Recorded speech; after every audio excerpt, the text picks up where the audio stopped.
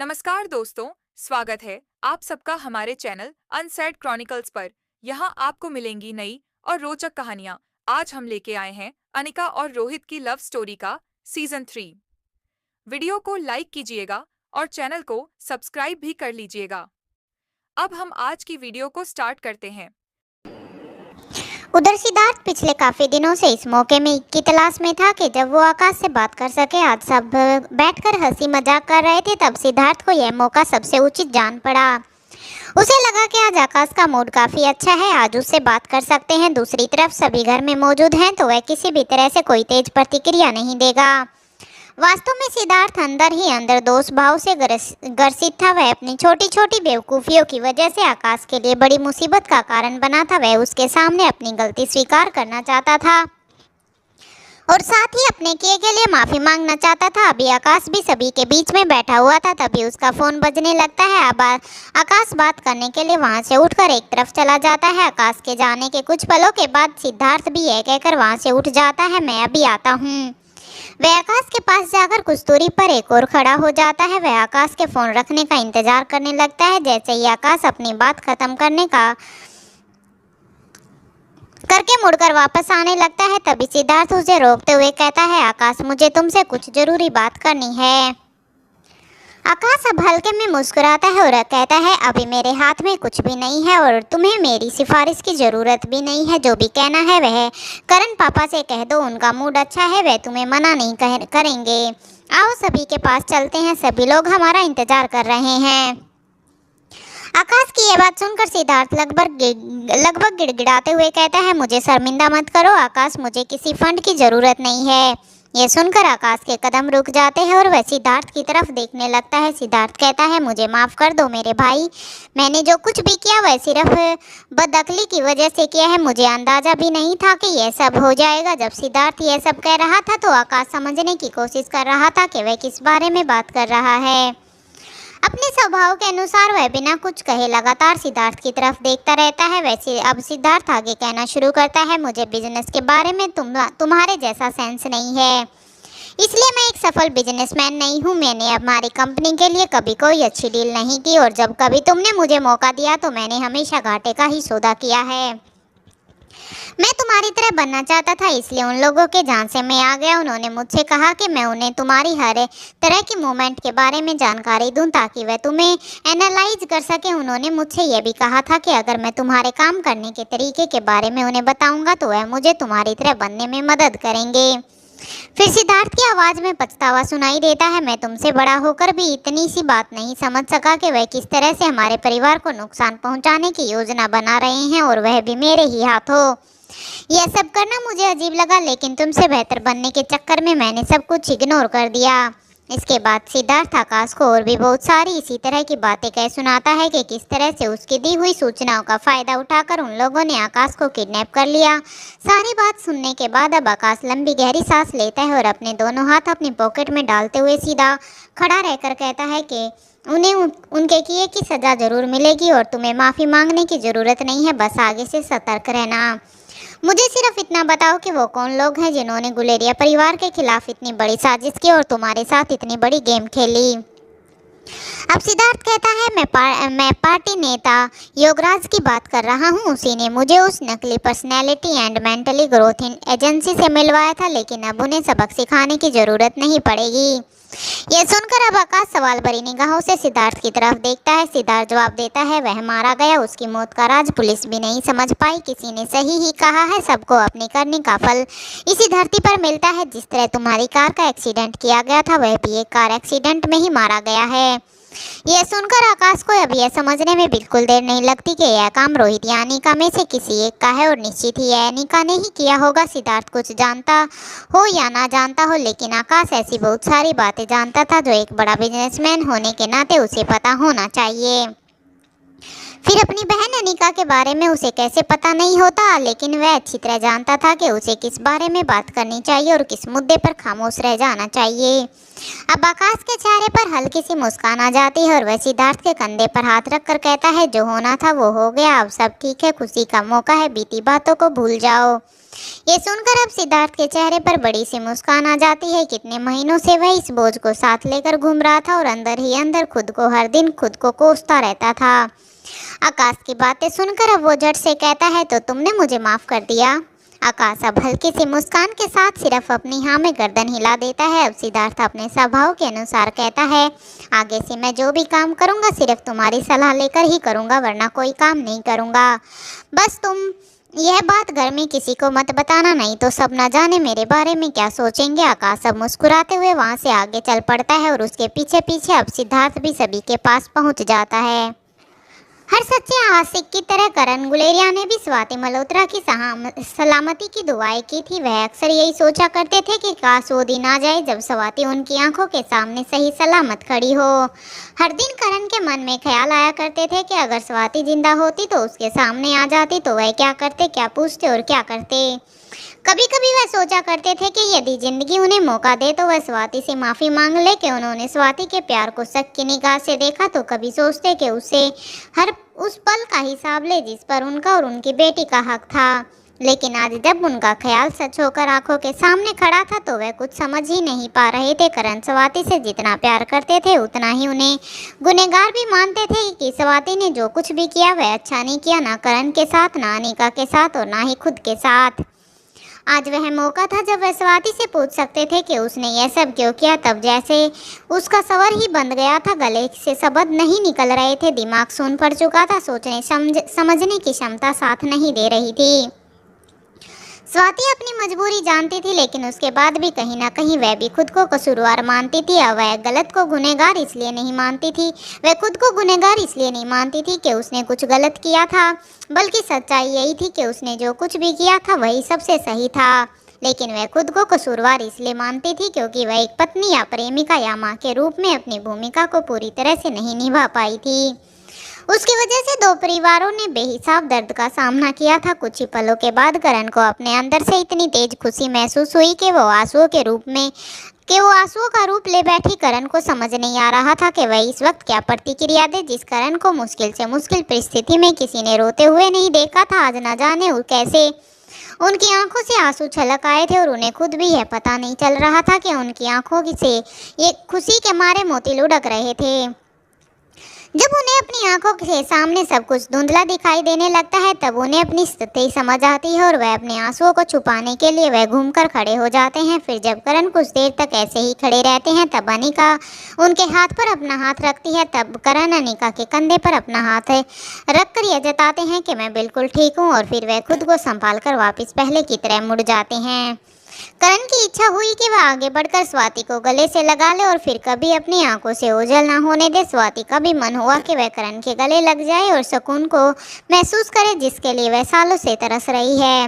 वह उन्हें दी हुई हर तकलीफ के लिए माफ़ी मांग ले। लेकिन इतने सालों बाद जब वो दोनों सबसे मुश्किल कदमों को बढ़ाकर यहाँ तक पहुँच गए थे तब एक दूसरे के सामने अचानक से खड़े होने के बाद एक दूसरे के करीब जाने के लिए 4 कदम आगे बढ़ाना दोनों को ही बेहद मुश्किल लग रहा था।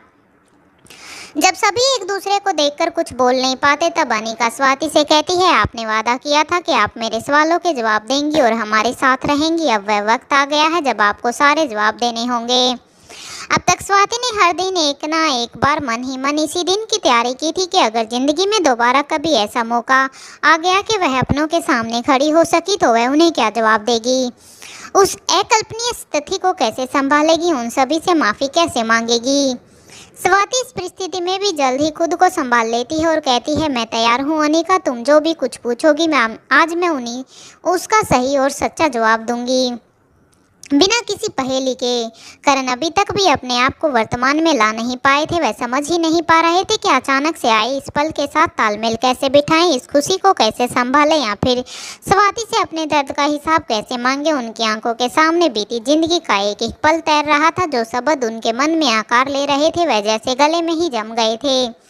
वह सिर्फ अपने सामने खड़े हुए अपने दोनों जीजों को देख रहे थे। यदि इस वक्त कोई करण के चेहरे पर हाव भाव और उसकी हालत देख लेता तो अपनी आंखों पर विश्वास नहीं कर पाता। पहाड़ सा खड़ा रहने वाला आदमी आज नदी सा बहने को था। वह नदी जिसकी हर बूंद हर पल अपना हर कदम सिर्फ सागर में ही मिलने के लिए बढ़ाती है, जबकि वह बूंद खुद भी नहीं जानती कि वहां पर पहुंचना उसके भाग्य में होगा या नहीं।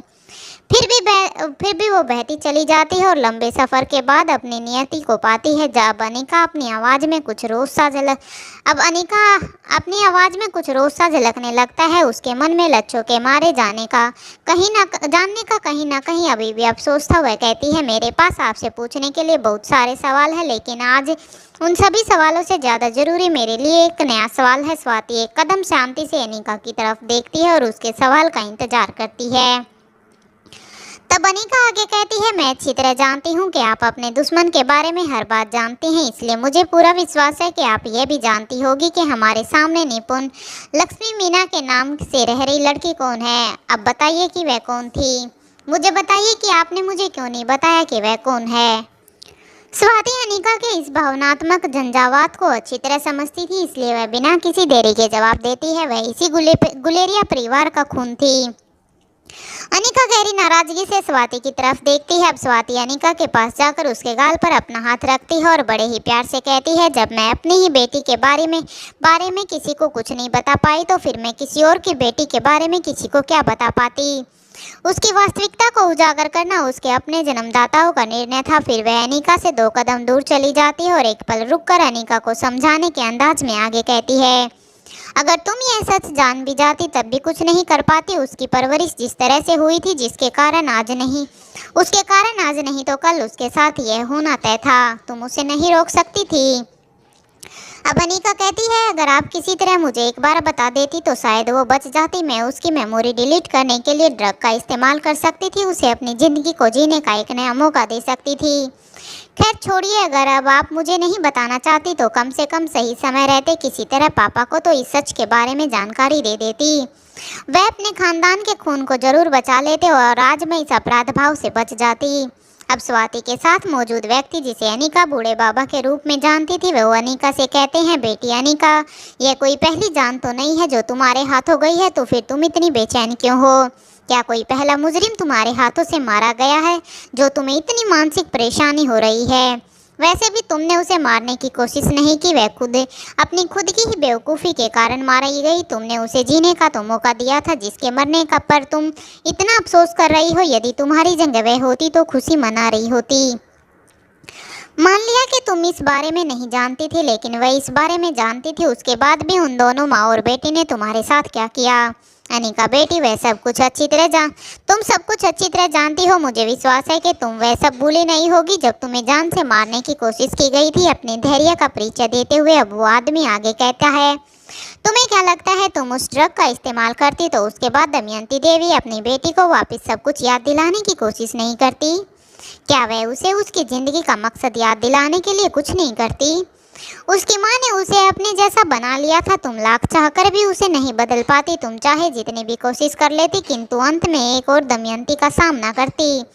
उसके साथ जो कुछ भी हुआ वह उसकी माँ का लिखा हुआ था। यह सुनते ही अब अनिका सचेत हो जाती और झट से कहती है, उसकी माँ दमयंती देवी थी, यह कैसे हो सकता है? अनिका के इस सवाल पर स्वाति खामोश रह जाती है। तब लक्ष्मीकांत जवाब देते हैं, हाँ, दमयंती देवी ही उसकी माँ थी। ये सुनते ही अनिका और करण दोनों ही सकते में आ जाते हैं। दोनों में से किसी को भी अपने कानों पर विश्वास नहीं होता। करण बहुत सारी बातों के बारे में कुछ नहीं जानते थे। उनके लिए यह सब कुछ अनजाना था, लेकिन फिर भी वह इतने अनजान भी नहीं थे कि दमयंती देवी के बारे में कुछ भी ना जानते हों। इस नाम से वो भली भांति परिचित थे और वह भी अलग अलग कारणों से। अब करण के मुंह से ऐसा ही निकल पड़ता है, दमयंती देवी? क्या वही दमयंती देवी? फिर एक पल रुक कर आगे कहते हैं, लक्ष्मीकांत, अगर तुम यह जानते हो कि उसकी माँ कौन थी तो तुम्हें यह भी पता होगा कि उसके रगों में किसका खून था। फिर दबाव देते हुए पूछते हैं, बताओ कि उसका पिता कौन है? यह सवाल सुनकर लक्ष्मीकांत अपना चेहरा नीचे कर लेते हैं और कोई भी जवाब नहीं देते। तब स्वाति कहती है, यह एक लंबी कहानी है, इसके बारे में अब जानने का कोई मतलब नहीं रह गया है, लेकिन अगर फिर भी कभी ज़रूरत होगी तो सही समय आने पर वह भी पता चल जाएगा। अब अनिका की आवाज़ सामान्य हो जाती है। वह स्वाति और करण दोनों की तरफ देखते हुए कहती है, यहाँ सब एक से बढ़कर एक हैं। आप ये नहीं बता सकी कि इस खानदान की एक बेटी और भी है। आज जब आपने बताया तब हम ये जान पाए कि उसकी माँ कौन है। इसी तरह का एक बड़ा राज और भी है जो इस खानदान से जुड़ा है, जिसके बारे में आप नहीं जानती। काश कि आप उस बारे में जानती होती। यदि ऐसा होता तो आप अपनी बेटी की ही तरह उसे भी बचा लेती। उसे कभी उन तकलीफ़ों का सामना ही नहीं करना पड़ता जिसका वह हकदार नहीं था। काश के दुश्मनों की तरह आपने अपनों की भी खबर रख ली होती। फिर एक निगाह करण की तरफ देखती है और आगे कहती है, पापा ने कभी किसी को यह नहीं बताया कि इस घर के सबसे होनहार बेटे के असली माँ बाप कौन है, लेकिन उस पर हमेशा अपना साया बना के रखा। लेकिन उन्होंने जो किया वह समय की मांग थी, मुझे उनसे कोई शिकायत नहीं। अगर वह ऐसा नहीं करते तो न जाने और कितनी ही जिंदगियां बर्बाद हो जाती। करण ने बिल्कुल नहीं सोचा था कि अनिका इस वक्त इस बात को यहाँ पर उठाएगी। फिर वह अपनी माँ स्वाति की तरफ देखते हुए कहती है, मैं हमेशा सोचती थी कि उसके माँ बाप उसके साथ सोतेलू जैसा व्यवहार कैसे कर सकते हैं। जब पता लगाया और हकीकत जानी तब जाकर समझ आया कि कैर के साथ सोतेले जैसा ही व्यवहार किया जाएगा। इतना ही नहीं, करण गुलेरिया के इस राज को छिपाने की बड़ी कीमत भी वसूली है उन्होंने। अब यहाँ पर स्वाति की आंखों में सवाल दिखाई देने लगते हैं। तब अनिका अपनी बात को आगे बढ़ाते हुए कहती है, यहाँ राजदार सभी है, पर अब यह सब और नहीं चलेगा। अब ऐसा यहाँ कुछ भी नहीं छिपेगा जिसकी वजह से दूरियां बनी रहे या फिर हमारा परिवार नुकसान उठाए। एक पल चुप रहने के बाद अनिका फिर से कहती है, क्या आप जानना नहीं चाहेंगी कि मैं किसके बारे में बात कर रही हूँ? स्वाति शंका के स्वर में कहती है, क्या तुम आकाश के बारे में बात कर रही हो? क्या वह उसके माँ बाप नहीं? अनिका जवाब देती है, नहीं। अगर आप इसका जवाब जानना चाहती हैं तो वह सब पापा बताएंगे। अब स्वाति सवाल भरी निगाहों से करण की तरफ देखती है। स्वाति और अनिका के सवालों के बीच करण खुद को अब बेबस महसूस करने लगते हैं। फिर उन दोनों की तरफ देखकर कहते हैं, मैंने उससे वादा किया था इस बारे में कभी किसी को कुछ नहीं बताऊंगा। मुझे धर्म संकट में मत डालो, इस बात को जानने दो। फिर स्वाति की तरफ देखकर कहते हैं, मैं बस इतना ही कहना चाहूँगा कि उसका जैविक पिता मैं नहीं हूँ, मैं बस पिता के रूप में एक भूमिका निभा रहा हूँ। स्वाति की आवाज़ में गहराई और आंखों में प्यार दिखाई देता है। वह पूरे विश्वास के साथ कहती है, मैं ये अच्छी तरह जानती हूँ, तुम्हें सफाई देने की कोई भी ज़रूरत नहीं है। मुझे मेरे करण पर पूरा भरोसा है। अब अनिका करण की तरफ देखकर कहती है, पापा यदि आज आप नहीं बताएंगे तो मैं बताऊंगी। मैंने किसी से कोई वादा नहीं किया है।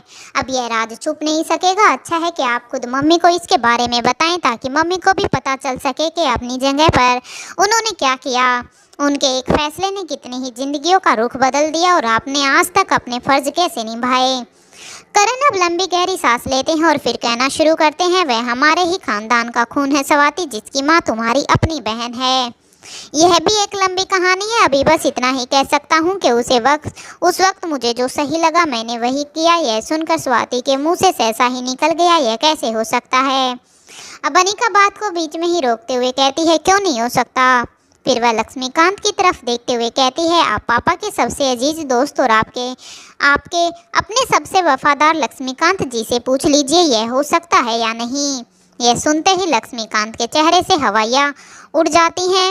उसका चेहरा लाल हो जाता है, मानो चेहरे से आग निकल रही हो। फिर अनिका लक्ष्मीकांत के पास जाकर कहती है, राज सबके पास है, क्या पापा की तरह आपने भी माँ को कभी नहीं बताया या फिर आपको भी इस बारे में कुछ नहीं पता था?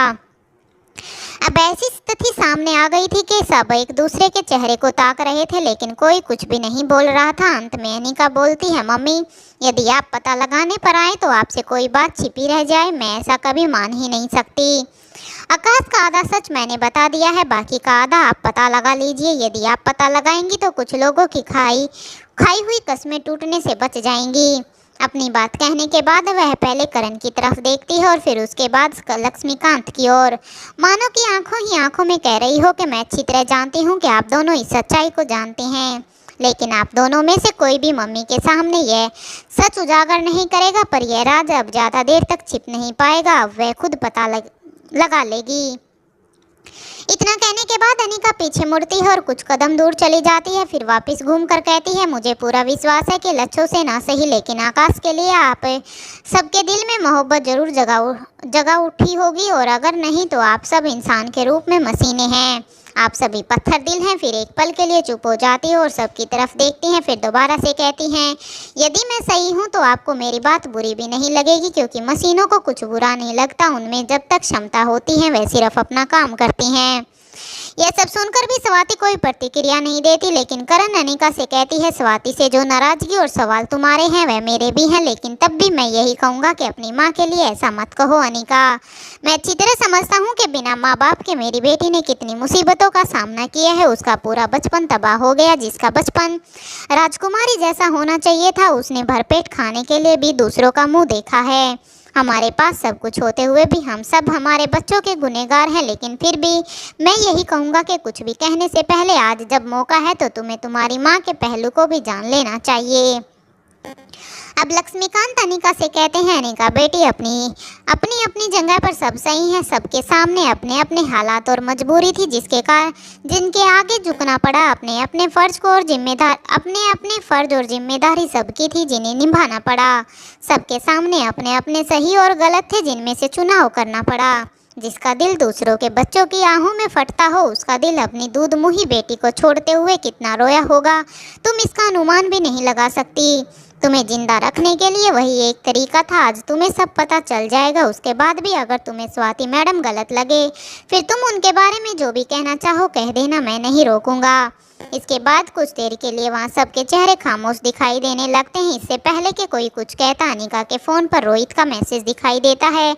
अनिका बदले में एक मैसेज टाइप कर देती है। अब अनिका मुस्कुरा देती है और फिर सभी की तरफ देखते हुए कहती है, मम्मा ने मुझसे वादा किया था कि यदि मैं उनकी सारी शर्तें पूरी कर दूंगी तो वह हमारे साथ रहेगी, जिसका मतलब है कि अब इन गिले शिकवों और सवाल जवाबों के लिए मेरे पास आगे भी बहुत वक्त होगा।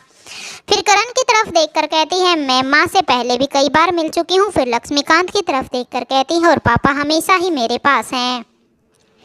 फिर तीनों की तरफ देखकर आगे कहती हैं, अभी मुझे लगता है कि आप तीनों को मौका मिलना चाहिए। तब तक मैं अपने कुछ जरूरी काम निपटा लेती हूँ। फिर स्वाति की तरफ देखकर कहती है, लेकिन जाने से पहले मेरे पास 2 छोटे छोटे सवाल और हैं। स्वाति मुस्कुराकर अनिका से कहती है, अब तो वह भी पूछ लो, आज तुम्हें अपने हर सवाल का जवाब मिलेगा। अनिका कहती है, स्वाति मल्होत्रा दुनिया की सबसे बेहतरीन साइंटिस्ट है और उससे भी ज़्यादा बेहतरीन इंजीनियर। इसके अलावा बेस्ट सर्जन, बेस्ट फाइटर और भी न जाने क्या क्या खूबियाँ हैं। एक पल रुककर आगे कहती हैं, जहाँ तक मैं समझती हूँ आपके पास दुनिया के सबसे बेहतरीन रोबोट्स हैं। मुझे पूरा यकीन है कि यदि आप चाहती तो प्लास्टिक सर्जरी से अपना चेहरा बदलकर आसानी से इस दुनिया में वापसी कर सकती थी, लेकिन आपने ऐसा कुछ नहीं किया। मैं जानना चाहती हूँ क्यों? आपने ऐसा क्यों नहीं किया?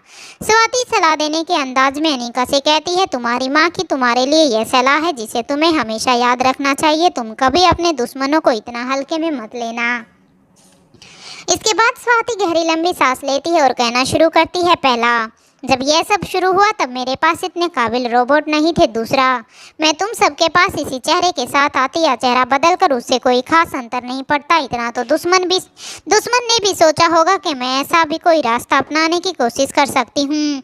तुम खुद सोचकर मुझे बताओ कि क्या वह इस बात को नहीं जानते होंगे कि चेहरा बदलकर मैं कहाँ जाती। अनिका, मैं तुम ही लोगों के पास आती और वह मुझे आसानी से पहचान लेते। फिर अपनी बात को स्पष्ट करते हुए कहती है, तुम अच्छी तरह से जानती हो कि किसी इंसान को पहचानने के लिए चेहरा मात्र साधन नहीं है। मानवीय शरीर में और भी बहुत सारी चीज़ें हैं जो नहीं बदली जा सकती, जिसकी मदद से किसी इंसान की वास्तविकता को पहचाना जा सकता है। तुमसे बेहतर तरीके से यह बात और कौन जान सकता है। फिर अनिका को याद दिलाते हुए आगे कहती है, उन्हीं में से एक तरीके से तुमने आकाश को पहचाना था। इस तरह अपनी बात का निष्कर्ष देते हुए अनिका से कहती है, इसलिए उस वक्त यह करना फायदेमंद साबित नहीं होता और जब उन बातों को काफ़ी साल बीत गए तब ना ऐसा करने की ज़रूरत रह गई और ना ही मेरी ऐसा करने की कोई भी इच्छा हुई, क्योंकि पहला, तुम उनसे टक्कर ले सको इतनी काबिल बन चुकी हो, इसलिए तुम्हें हर वक्त मेरे साथ की अब ज़रूरत नहीं रह गई थी। और दूसरा, मैं तुम सबसे इसी चेहरे के साथ मिलना चाहती थी। अब अनिका कहती है, मम्मा मैं आपकी बात अच्छी तरह समझ रही हूँ, लेकिन फिर भी मैं आपसे यह जानना चाहती हूँ कि यदि हमारे साथ रहना अभी भी आपके लिए मुश्किल है तो क्या अब ऐसा करना फ़ायदेमंद हो सकता है? यदि आप चाहें तो अब ऐसा कर सकती हैं। आप जैसा चेहरा चाहें मैं खुद आपको वैसा चेहरा दूंगी। आपकी सर्जरी मैं खुद करूंगी। फिर मुस्कुराकर अपनी माँ के गले में दोनों बाहें डालकर उसकी तारीफें करते हुए आगे कहती है, वैसे मैं जानती हूँ कि आपके चेहरे से ज़्यादा खूबसूरत चेहरा ढूंढना लगभग नामुमकिन है, लेकिन फिर भी हम एक कोशिश कर सकते हैं। फिर कुछ सोचकर कहती है, उसके बाद आप चाहे तो पापा की असिस्टेंट या केयर टेकर बन सकती हैं। फिर दोबारा से कुछ सोचकर कहती हैं, वैसे मेरे पास इससे भी अच्छा ऑफर है, आप अपने रोबोट ग्रैंड चिल्ड्रन की आया बन सकती हैं। वहाँ आपके लिए रिसर्च लैब भी है। फिर खुश होते हुए अपनी बाहों को पीछे करके सामने खड़ी होकर आगे कहती है, यदि आप मेरे साथ रहती हैं तो आप पर कोई भी शक भी नहीं करेगा। अनिका की बात सुनकर स्वाति गहरी सोच में पड़ जाती है। तब अनिका अपनी बात को आगे बढ़ाते हुए कहती है, मुझे आपके जवाब की कोई जल्दी नहीं है, अच्छी तरह सोच लीजिए। आप और पापा मिलकर जब किसी निर्णय पर पहुंच जाए तो मुझे बता दीजिएगा। इसके बाद फिर कुछ सोचकर अपनी माँ के पास जाती है और फिर उसके पीछे की तरफ से उसके कंधों पर हाथ रखकर अपने चेहरे को झुकाते हुए कहती है, मैंने जो कुछ भी कहा वह सब आपके लिए सेकंड ऑप्शन है। मेरी प्राइमरी विश है कि आप पूरे मान सम्मान के साथ इस घर में मेरी मम्मा बनकर आएँ, आपको वैसा पेश और रिस्पेक्ट मिले जो आप डिजर्व करती हैं। अब स्वाति अनिका के गाल पर हाथ रखती है और मुस्कुरा देती है। वह अनिका से कुछ नहीं कहती, बस मन ही मन सोचती है, अगर मैंने ऐसा किया तो वह खुशी तुम लोगों के लिए सिर्फ कुछ पलों की या फिर कुछ दिनों की होगी। मेरे हिस्से की जो लड़ाई तुम पर्दे के पीछे से लड़ रही हो और जिसमें मैं तुम्हारी परछाई बनी हुई हूँ, वह लड़ाई हम सभी को सामने से लड़नी होगी। यह इतना आसान नहीं है मेरी बेटी।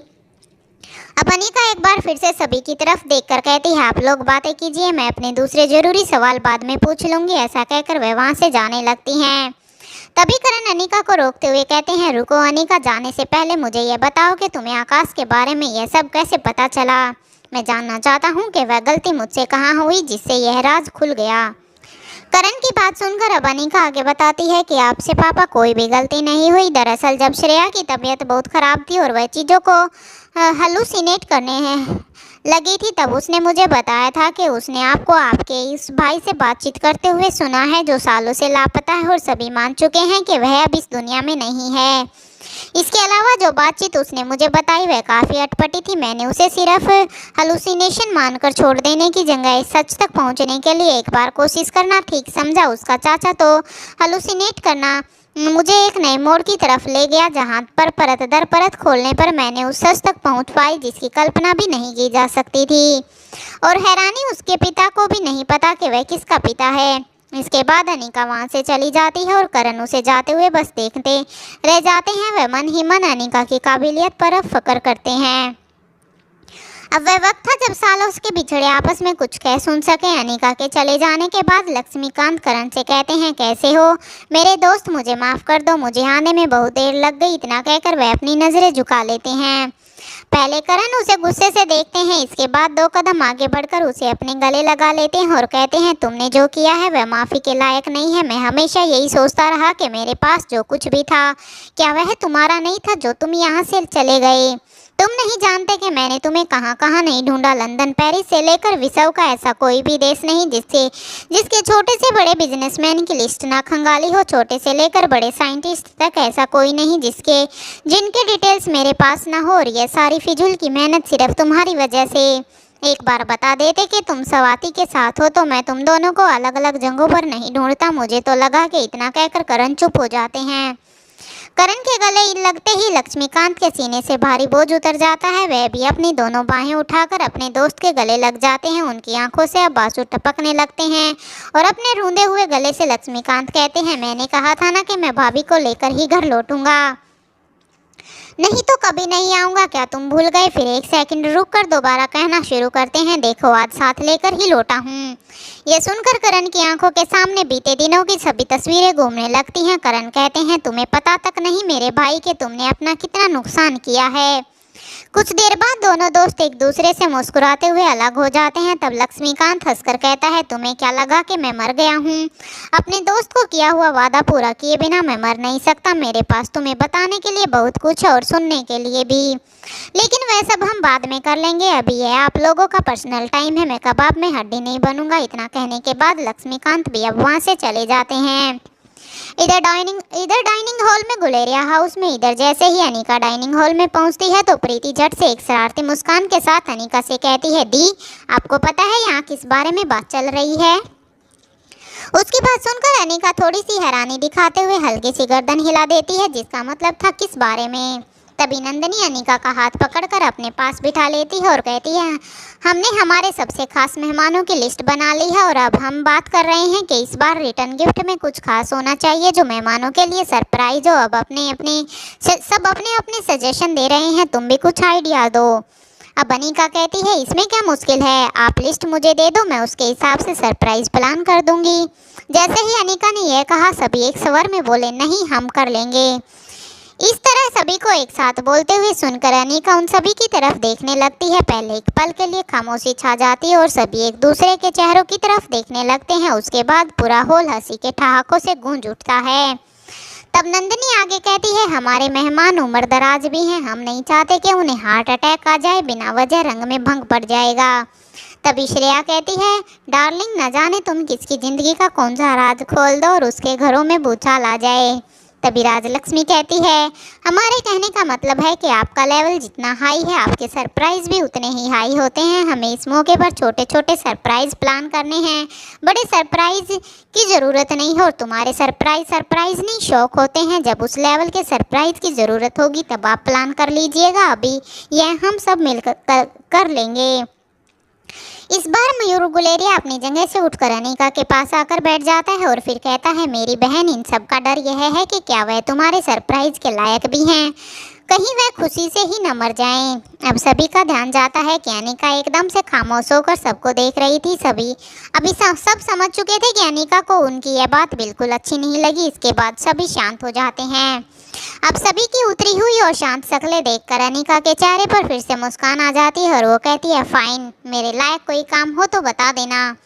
इसके बाद सभी के मन को गहरी शांति मिलती है और सभी के चेहरों पर अब फिर से वापस से हंसी लौट आती है। इसके बाद अनिका इधर उधर देखने लगती है, फिर कहती है, मैं भी थोड़ी देर में आती हूँ। जैसे ही अनिका जाने लगती है तो श्रेया छेड़ते हुए कहती है, जरूर जाओ, अपना काम पूरा करके आओ, तुम्हारे मिस्टर मारवा तुम्हारे कमरे में ही हैं।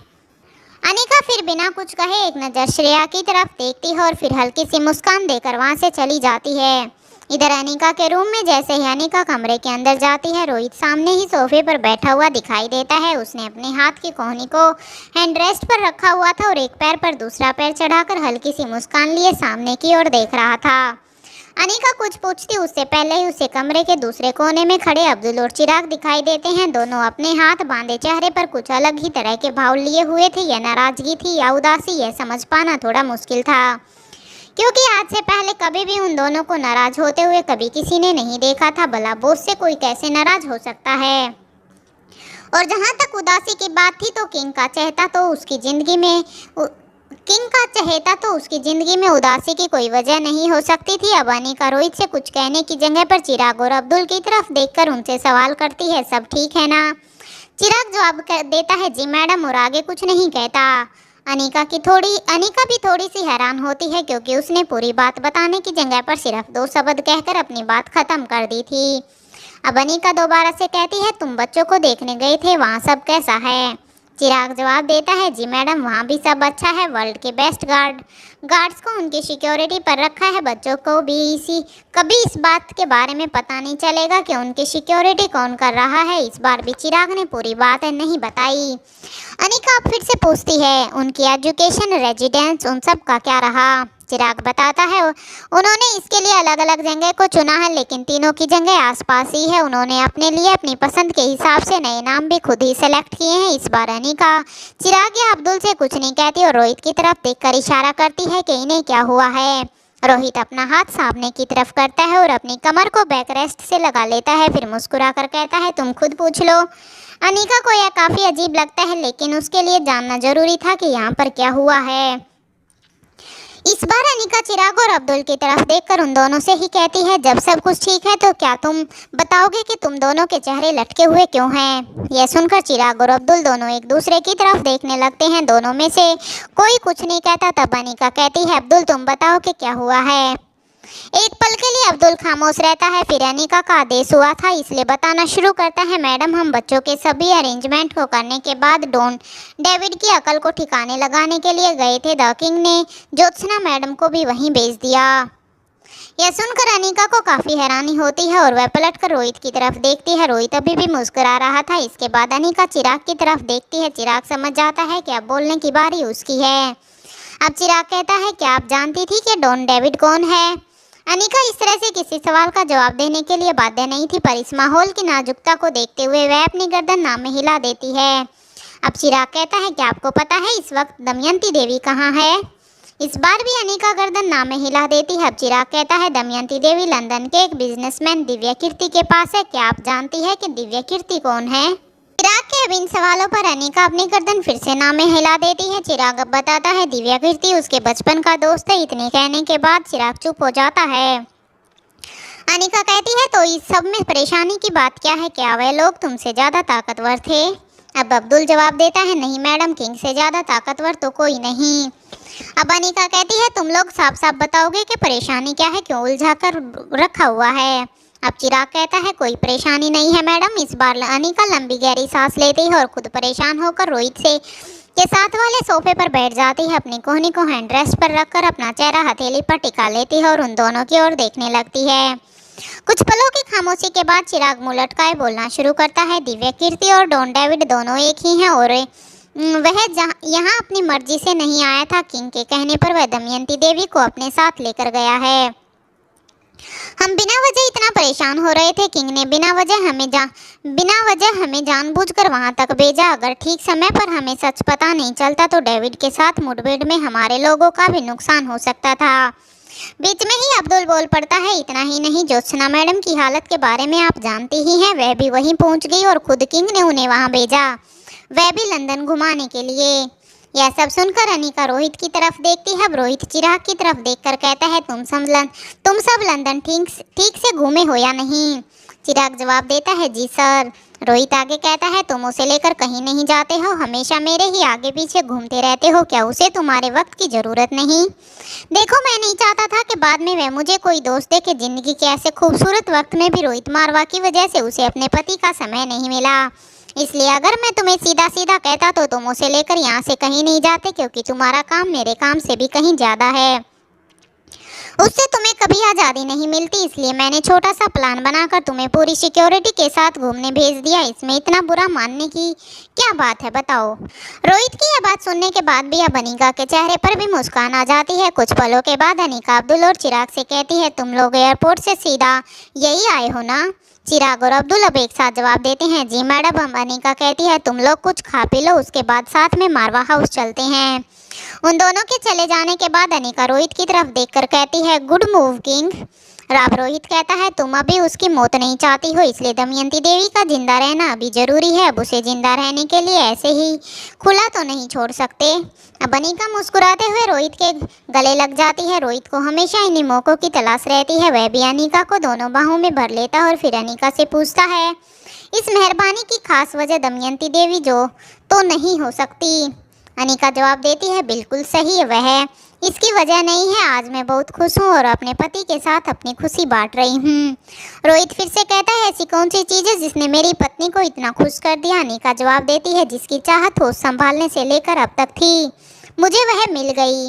यह सुनते ही रोहित अनिका को बाहों में पकड़े हुए ही अपने सिर को पीछे करके सवाल भरी निगाहों से उसके चेहरे की तरफ देखने लगता है। अनिका बदले में अपनी गर्दन हाँ में हिला देती है और रोहित मुस्कुराते हुए चेहरे के साथ उसे वापस गले लगाते हुए कहता है कॉन्ग्रेचुलेशंस। इधर गुलेरिया हाउस के सीक्रेट हॉल में लक्ष्मीकांत के चले जाने के बाद अब करण और स्वाति एक दूसरे के आमने सामने थे। कुछ देर तक दोनों सिर्फ एक दूसरे की तरफ देखते रहते हैं। यह सब कुछ ऐसे मिले जुले भाव थे जिनमें प्यार, नाराजगी और आश्चर्य एक साथ दिखाई दे रहे थे। धीरे धीरे दोनों के चेहरों पर सुकून और खुशी दिखाई देने लगती है। अब करण कहते हैं मैं तुमसे बहुत नाराज हूँ। स्वाति जवाब देती है ठीक है, जब नाराजगी दूर हो जाए तब बात कर लेना। ऐसा कहकर वह पीछे की तरफ मुड़ जाती है। इससे पहले कि वह एक कदम भी आगे बढ़ा पाती करण उसका हाथ पकड़ लेते हैं और कहते हैं यही कहकर तुम पिछली बार गई थी और तब से आज लौटी हो। इस बार मैं वह गलती दोबारा नहीं करूंगा। तुम्हें मेरी नाराजगी अभी खत्म करनी होगी, है खुद खत्म नहीं होगी। ऐसा कहकर वह स्वाति का हाथ हल्के से खींचते हैं। स्वाति एक बार फिर से उसकी तरफ चेहरा करके खड़ी हो जाती है। उसकी आंखों की चमक आज भी करण को हमेशा की तरह अपनी तरफ ही खींच रही थी। अब करण अपना हाथ आगे बढ़ाते हैं और स्वाति के चेहरे को सामने की तरह से स्पर्श करते हैं। स्वाति अपनी आंखें बंद कर लेती है। इस वक्त उन दोनों के चेहरों की खुशी देखने लायक थी। यह वह खुशी थी जो शायद दुश्मनों को नेक्टर मिलने के बाद भी नहीं हो पाती। करण कहते हैं, क्या यह कोई सपना है? मुझे विश्वास नहीं हो रहा है कि इतना कहकर वह चुप हो जाते हैं। अब स्वाति आगे बढ़कर करण के गले लग जाती है। वह अपनी दोनों बाहें करण के कंधों के ऊपर से डालते हुए उसके सिर के पीछे ले जाती है और कहती है कि मैं जिंदा हूँ। करण अपने चेहरे को स्वाति के कंधों पर टिका लेते हैं और आंखें बंद कर लेते हैं। फिर अपनी दोनों बाहों में उसे कस लेते हैं। सालों के बिछड़े हुए इस प्रेमी युगलों की आंखों में गंगा जमुना बह निकलती है। दोनों के पास पूछने के लिए इतने सवाल थे कि यह भी ना समझ पाए कि पहले कौन सा पूछा जाए।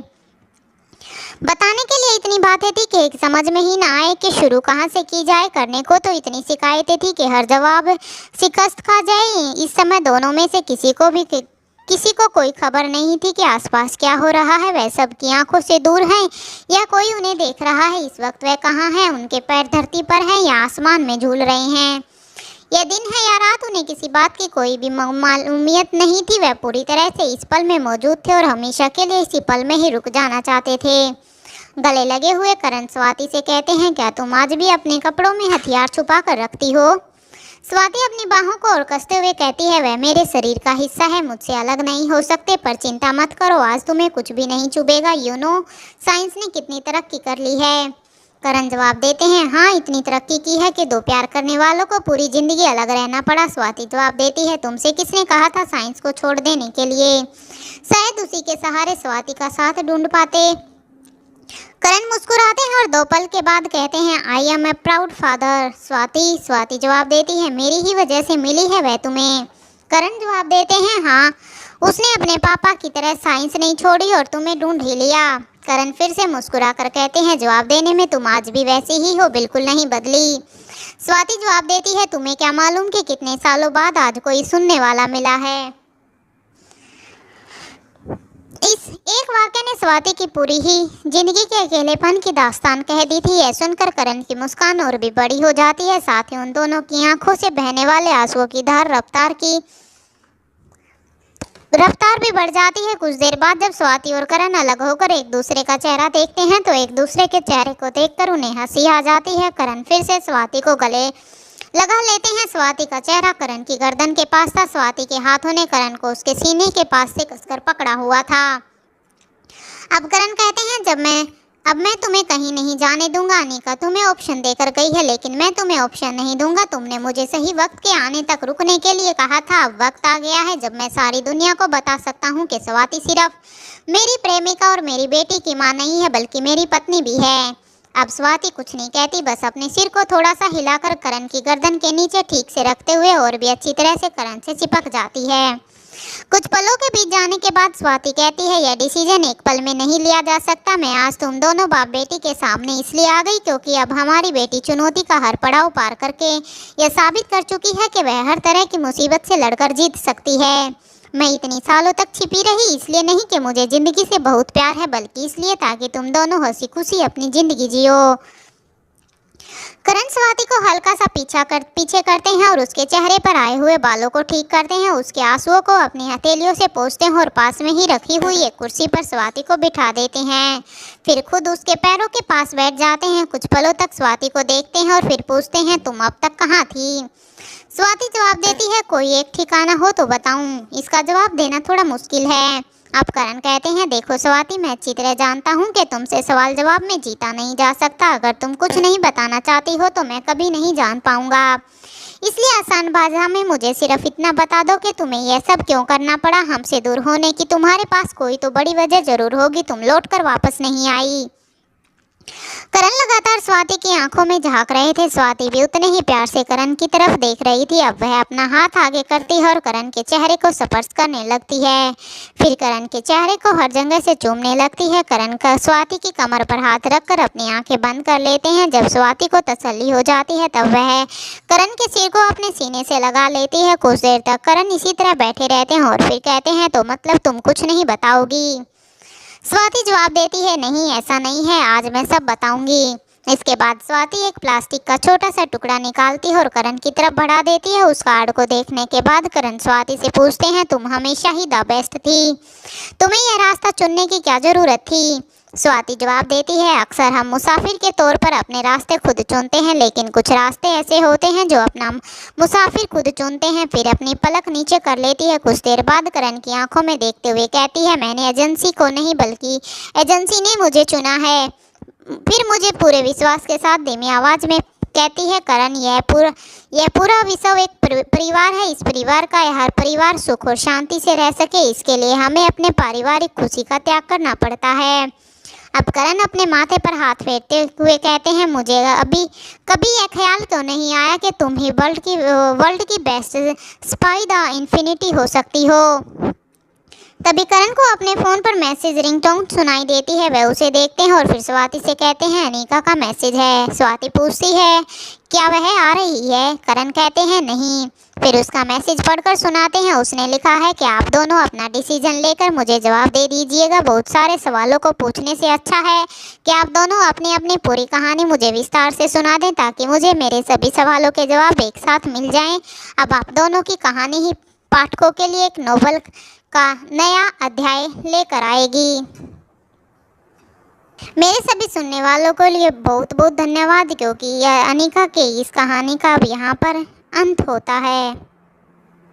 आज की वीडियो के लिए सिर्फ इतना ही। नेक्स्ट एपिसोड कल अपलोड होगा। वीडियो पसंद आई हो तो एक प्यारा सा कमेंट जरूर कीजिएगा और वीडियो को लाइक जरूर कीजिएगा। साथ ही चैनल को सब्सक्राइब कर लीजिएगा और हमें बताइएगा कि आप हमारी वीडियो को कहां-कहां से देख रहे हैं। धन्यवाद।